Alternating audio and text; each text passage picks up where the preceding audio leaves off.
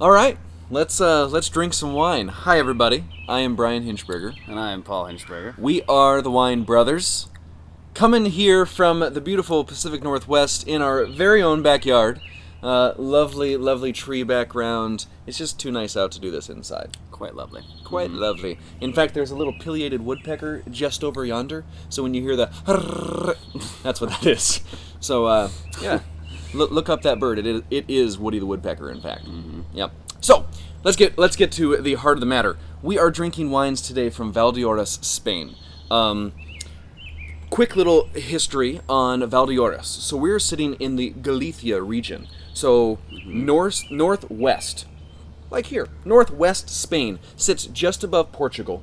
Galicia encompasses, Rias Baixas that does the famous Albariño, and then Valdeorras. And what I absolutely love about this area is the white wines. And these guys kind of focus on this. This is Bodegas Ruchel. They began in 1989, but they kind of took over this estate that has been in, rich, historical, cool stuff for decades and decades, even maybe a century. And they focus on Godello, but they also do some really, really great little Mencia. When you see the spellings of these, Mencia looks like Mencia, and Galicia looks like Galicia. And Godello looks like Godello. Yeah. But we're so advanced in our speaking techniques that we actually speak the local dialect very, very well.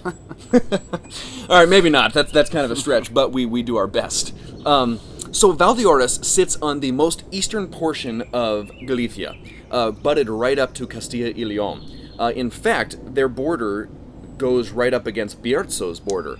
Bierzo is a little bit more popular possibly for their Mencia because this is one of those projects that Alvaro Palacios did. He wanted to, he was the guy who was one of the spearheads of the Priorat region just booming and taking off. They're like, wait, look at these terraced vineyards, gorgeous wines, let's make it. And they made the area very popular. He's done something very similar with Jose Palacios in Bierzo. So they've done this great little project. And because the vineyards are similar, lots of terraced vines, steep slopes, and literally this is butted up to Valdeorras, which sits within the Galicia region. This is where these guys are from. So Bodegas Ruchel do this fantastic little line. We're talking, they're like 19 hectares, so approximately 47.2 acres, approximately. And absolutely stunning juice. I'm really, really excited to taste through these. Paul, let's start with this Godello. Absolutely. So Godello you may or may not have heard of, but to me, the indigenous random varietals of Spain are what I just get giddy about. I just get stoked. Albariño, Verdejo, Godello, all these wonderful white wines of expressions of love and happiness and joy and peace and this is one of those. Albariño, to me, a little bit more on the crisp, a little bit more influence straight from the ocean. These guys sit a little bit more, inside. So this has some nice continental climate patterns, but also has influence from the Atlantic as well as some, from the distant Mediterranean. But Godello, to me, is a little bit richer. It's a fuller-bodied, nice, fat-palated white wine that I think you could probably smell, too. Yeah, absolutely. So Paul, talk to me about the nose. I'm getting a lot of Asian pear and golden apple. So it kind of has that gold fruit kind of characteristic. Speaking of gold, speaking of this bright, beautiful golden label, Valdeorras translates to Valley of the Gold. Of course it does. And the story there is that the Romans, back when they discovered this area, they actually mined for gold before they ever planted grapes. Thus, just giving everything in that whole region just an absolute gem-like quality. Well, enough with the cheesy pants. Call me cheesy pants? Yeah. So what else? I'm digging the Asian pear. I'm digging the yellow apple. This is just a full nose. There's a little floral in there too. Absolutely. Kind of walking through an orange blossom vineyard. Gardenias. Orchard. Gardenias, yeah. Absolutely. How's the palate? What do you get there? So, you were talking about the umptuous texture of these varietals, and Godello definitely has that.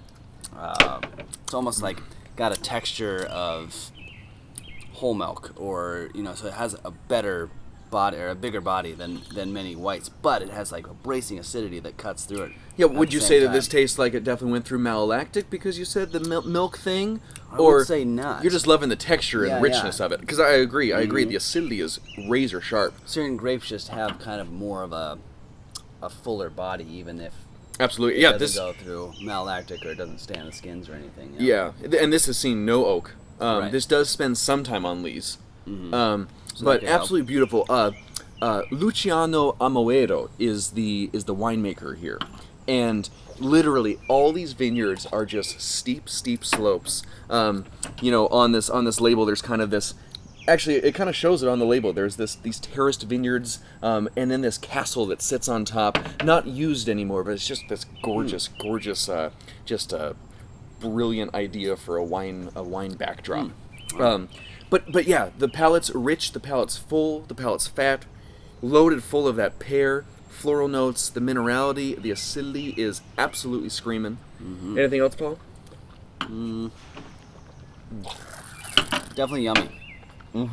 That's all I can say. Go ahead and rate it. Well, first, Valdeorras also lots of slate.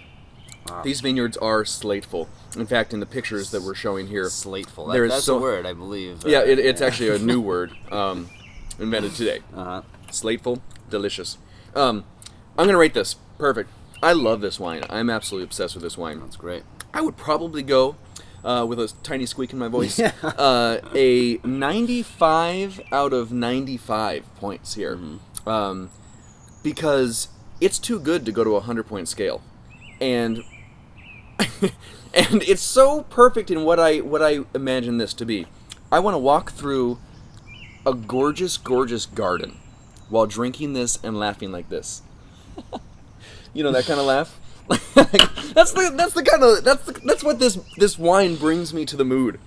Just giddy and giddy and loving life, and there's flowers everywhere, and I'm drinking this beautiful wine with wonderful texture, but great acidity. I might eat some food, but I don't need to. I might chomp on a flower. Butterflies flying around and flower petals getting thrown in the air. I can see it. Little girls throwing flowers, everywhere, and you're just like, hello. I love this wine. If you can't tell, love this wine. Sits on a shelf roughly about $20 retail, which I think, it's not necessarily a $10 wine, but for $20, this is such a wonderful value. Absolutely. Quality to price ratio. Pretty screaming. Yeah, that's great. So let's move into their reds. So like I said, these guys do Godello, but they also do. That was a real good throw. You threw wine back on us. They also do small bits of Mencia and then a little bit of Tempranillo. So this is their 2009, very very fresh, unoaked Mencia, but 85% Mencia as the grape, and 15% Tempranillo, which is much more common, much more known. Mencia, though, to me, has just this really, really sexy body. It's this luscious wine without being over the top. So I'm excited to taste this because it's been unoaked versus the next one that we taste, which has definitely seen some time in wood. But then it's backed with a little Tempranillo, which has a little bit more of that backbone structure. So, Paul, how's the nose on this? I'm quite surprised that there's not been any oak on this. It has a brooding smell to it that almost smells like it has seen. But it's really fresh at the same time. It's great. Okay, hold on. Smell that. I'm getting like fresh ginger. Do you get that? I mean, I don't. I'm getting I'm getting more like the vanilla notes, which is typically an oak thing, and I smell like Bloody Mary, like a Bloody Mary with salt and ginger and spice, but it's all coming from the grape. Just goes to show you that everyone's palate and nose is different. We can all get different things. I want to squeeze some lime in this, throw a celery stick out of it, and sip it through a straw. Absolutely riveting. That's a word I don't use very often. But you're right, the broodiness is definitely there. Dark fruit. Blackberries, very brambly. Texture seems like it's going to be fun.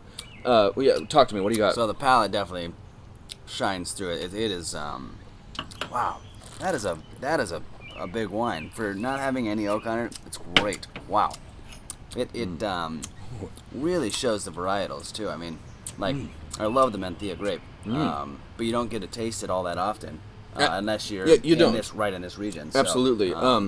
So my Bloody Mary comment on the palate, not there, but on the nose, it was there. On the palate, you're right. I mean, the fruit, bright red fruits, black fruits. Blackberries. It's just ripping with all sorts of delicious like notes of the soil, notes of the the fruit, the earth, everything around here. Like I feel like I can taste the bit of land that they planted this in the glass. Right. Which is kind of why I dig wines that see no oak, is because I really feel like you get to be friends with the grapes that are in the bottle. It's been freshly new and just absolutely delicious. So let's move on to the Crianza, but fun, delicious wine. Also sits about $20 on the shelf, but killer value. Delicious wine. Very, very food friendly too. That's the first time I've had that. That's fantastic. So, this, we're talking small production. We don't even import this wine. We brought some in, say, hey, do we want to bring some of this? And we might decide to.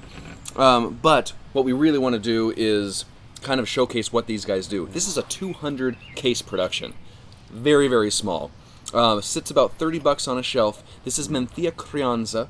By law, this must see at least 12 months in oak and then at least 2 years of aging. They've put this for 18 months in French oak. And I'm pretty excited for this serious wine. I've yet to taste this wine I've tasted this wine, but it's been a long time. So the oak is present. The oak is there. I mean, it's fresh on the nose. Comparatively, I mean, it's definitely much of and it has this strong, almost that pickle barrel character, which usually you get from American oak, but from what I understand, this is all French. Kind of a riveting nose. That's twice I've said the word riveting. That's the second time. Let's see if it comes with 3. How's the palate? Have you got there? No, I haven't yet. Still diving into the nose? The nose is really intense. Getting that vanilla bean instead of like vanilla, it's like a... The bean, the hard part. You can scrape out the pods and all the little dots, but really it's about the leathery outside texture. And this has this kind of neat leather, earthy component to it, built with oak, but also nice fruit. Glad you said leather, because for some reason I wasn't coming up with that, but it's definitely leathery. Kind of, fresh slap on the horse saddle strap. Slathered with blackberry jam. That sounds nice. I might ride a horse that way. Well, what's on the palate? What's on the palate? That's what I, The leather and blackberry jam slathered over top of the saddle was on the palate. You're right, jam. There's some beautiful jam notes. Definitely blackberry, but also kind of maybe like a bitter thing also. Like a blackberry rhubarb jam. You know what I'm saying? Kind of has that undertone of a little bit more earth, a little bit more leaf. But absolutely, and the finish. So like 10 seconds after. This is a serious wine here. I mean, this is kind of their flagship little Mencia that they don't do much wine of. That's not very proper grammar right there, but that's okay because I like it. Beautiful wine. Bodegas Ruchel is really doing some stunning examples. It's momentous. It's epic. This is really stunning red wine. Yeah. Wow. Made of Mencia, which isn't very popular, but I think that if you can find this, if you can't find these, try Mencia. It's a great grape. It's growing in popularity, and we're at the forefront. Bodegas Ruchel, killing it right here. So, everyone, wines from Valdeorras. I hope you enjoyed this. Yes. Sustainably farmed fruit. I love this house. Find these wines, drink these wines, drink more wine. Cheers. See you next time.